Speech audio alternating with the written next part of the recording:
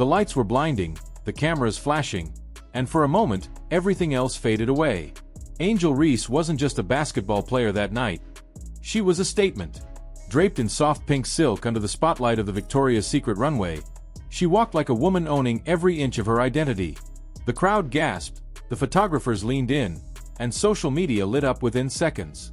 It was supposed to be her moment. Bold, glamorous, and unapologetically hers. But before the applause could even fade, the internet turned. What began as admiration twisted into mockery, faster than anyone could have imagined. Suddenly, the same people who once called her Bayou Barbie, a symbol of pride and confidence, were now calling her unprofessional, fame-hungry, and embarrassing. The headlines didn't celebrate her crossover into fashion. They weaponized it. Angel Reese had walked a runway, but what followed was a firing line. Within hours, sports blogs, tabloids, and talk shows were dissecting her walk frame by frame like it was a national scandal. Some called it awkward, others claimed she was chasing celebrity clout instead of focusing on basketball. And while the criticism poured in, the tone was unmistakable. It wasn't about performance. It was personal. The message beneath the noise was clear. Know your place. But Angel Reese has never been one to stay quiet when told to shrink. When she stepped onto that runway, she didn't just represent herself. She represented every woman who'd ever been told confidence was arrogance, that success outside the lines of the court was a distraction, not a triumph. So when the mockery began, she fired back. The media expected silence. Instead, they got a storm. On her podcast, Unapologetically Angel, she spoke with the same fire that made her a household name. She didn't sugarcoat a thing.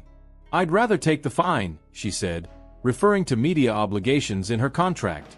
"I'd rather get fined than talk to reporters who twist my words." The frustration in her voice wasn't from ego. It was exhaustion. Years of being misrepresented had worn her down. And now, after what should have been a victory lap, it felt like betrayal. The moment her words hit social media, the headlines exploded again. Angel Reese melts down over media criticism. Reese blames reporters for her image problem. Every statement became a weapon, every sentence twisted into clickbait. And behind every headline was a smirk, a narrative crafted to make her look ungrateful, volatile, and out of control. But this wasn't new territory for Angel. Even back in her LSU days, the spotlight that made her famous came with shadows. Her fiery confidence on the court, her unapologetic taunts, her dominance in every game, the media painted it as arrogance. When she talked trash like any male athlete would, it was suddenly a problem. When she celebrated, it was disrespect. That double standard had followed her since college, and now it was rearing its head again, just dressed in designer fabric and runway lights. The irony was painful.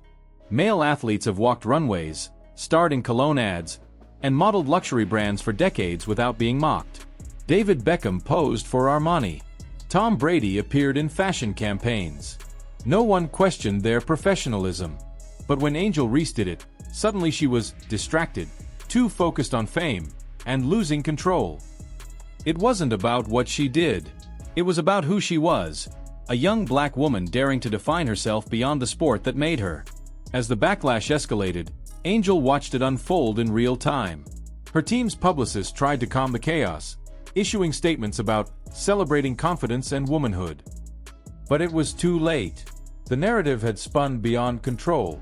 Comment sections filled with insults, sports panels debated her attitude problem, and YouTube personalities used her name for viral thumbnails with titles like "Angel Reese Ruins Her Career." For Angel, it wasn't just public criticism anymore, it was public humiliation. She opened up on her podcast again, her tone raw and emotional. "I get scared before interviews," she admitted. "Even if it's the nicest question, it'll get twisted. It's like they're not here to talk, they're here to start mess." That confession wasn't weakness, it was honesty. The media had turned her into a target, a character in a story she didn't write. Then came the moment that broke the internet.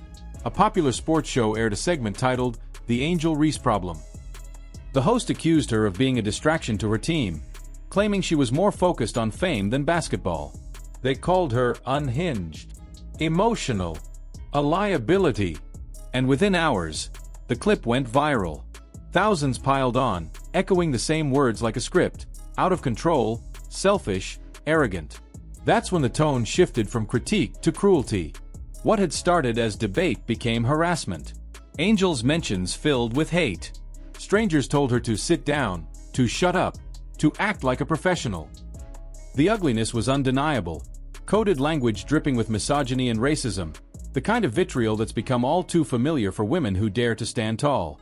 And yet, through it all, she didn't flinch. When the cameras tried to corner her, Angel responded calmly. "Next question," she'd say, cutting off any reporter who tried to bait her into drama. That quiet refusal to play the game became a moment of power. Fans shared the clip online, calling it her queen move. For once, she wasn't defending herself. She was defining herself. But the storm wasn't over. Her resistance only made her a bigger target. Some journalists accused her of playing the victim. Others claimed she was manufacturing outrage for attention. One columnist even wrote that her ego could destroy her career. It was open season. Every reaction she gave, every word she spoke, was used to prove their point. But then something unexpected happened. The same internet that mocked her began to wake up. Fans started noticing the double standard. They saw how male athletes were praised for being outspoken while women were punished for it. They remembered how Angel had been mocked for celebrating during the NCAA championship, a moment that became a national debate, while her male counterparts were called competitive. The hypocrisy was clear as day. And when Angel dropped a line on her podcast that would become a rallying cry, "When I express myself, it's a problem. When others do it, it's empowerment. Make it make sense," the world stopped scrolling. That quote went viral across TikTok and Instagram, shared by fans, influencers, even celebrities. The same reporters who once ridiculed her found themselves being called out by name. The tide was turning. Soon, hashtags like #LetAngelBe and #DoubleStandard began trending. Her words had ignited a conversation far bigger than basketball. It wasn't just about Angel Reese anymore. It was about how women in sports, especially black women, are allowed to exist. Still, the backlash didn't stop. It just got louder. Some commentators tried to discredit her by calling her too emotional, too sensitive, too young to understand media responsibility. They said she needed to learn professionalism.